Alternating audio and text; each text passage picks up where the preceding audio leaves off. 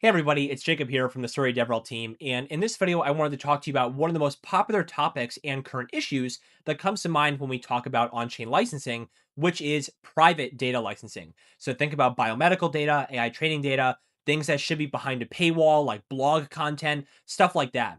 So there are three main issues with private data licensing on-chain. The first is that you can't put that data directly on-chain, right? The raw data. This is obvious because of the public nature of the chain. Anyone would be able to immediately access that content. The second issue is that even if we were to put that raw data on chain, even if we had proper infringement or dispute mechanisms in place to, go after someone who misuses that IP, at the end of the day, that data is still stolen and accessed, right? And the third issue is that even if we were to encrypt that data so that the raw data itself is not stored, you still need a middleman to decrypt that data. And so we've been thinking really hard about this issue at Story, and we've come up with a new primitive called confidential data rails, written a whole academic paper on it. And in this video, I'm going to sort of walk you through an example so you can understand exactly how this enables a trustless market for private data licensing. I've created this diagram here to help walk you through how CDR will work in the real world when it's live. So in this example, let's imagine this person has some audio data that they want to be able to license on chain so that companies like OpenAI can come in and license and pay for that audio data to help train their own voice models. So let's walk through this step by step. In the first step here, if we scroll in, we can see that, again, this person has some audio data and they're going to upload this data to CDR. So what they do is they upload that file and it gets stored to whatever the preferred storage solution is for the user. It could be IPFS, it could be Supabase, AWS, whatever it may be.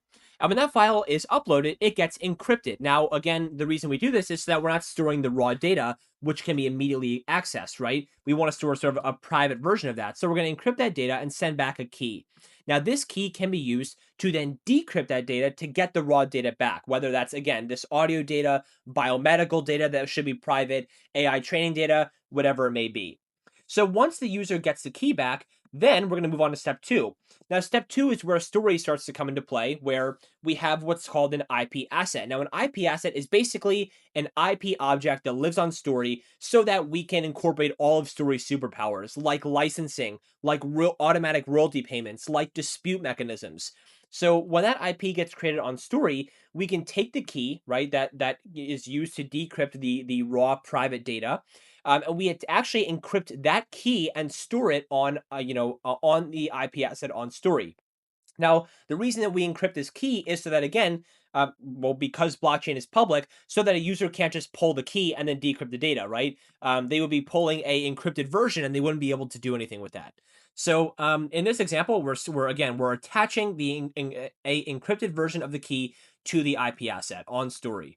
And so now when we move to step three, this is where we can really start to dive into the fun, where we can actually add license terms to the IP asset. So on this IP asset, which has the key attached to it, we can say this IP asset costs 10 IP token to mint a license for. And if you mint a license to this data, right? If you use this audio data to train your voice model, you must share 5% revenue, right? You must share 5% of the total revenue you make from that model. Or let's say this key is only accessible for 48 hours. So after 48 hours, you can't use that audio data anymore.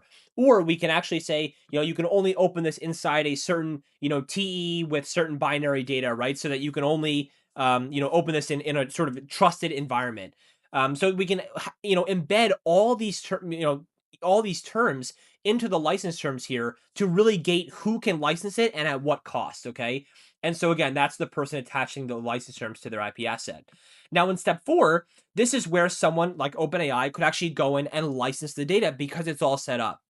So let's say that this person in red now, who is OpenAI, wants to go in and purchase a license to this audio data. What happens is they go ahead, purchase the license, and based on the terms that were set here. So for example, 10 IP to mint.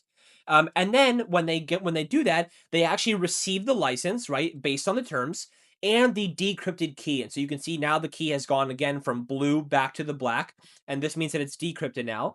And so now that we have this license and decrypted key, we can use that key to go back to the data and decrypt the data to get that raw audio data back. And so now OpenAI can take that data, can train its models on it, but also must abide by the license term agreement. So it's only accessible for 48 hours, must share 5% revenue, all that fun stuff. And again, that's all embedded directly on Story and managed for the user all on Story.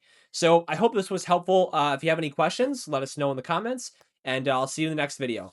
Bye.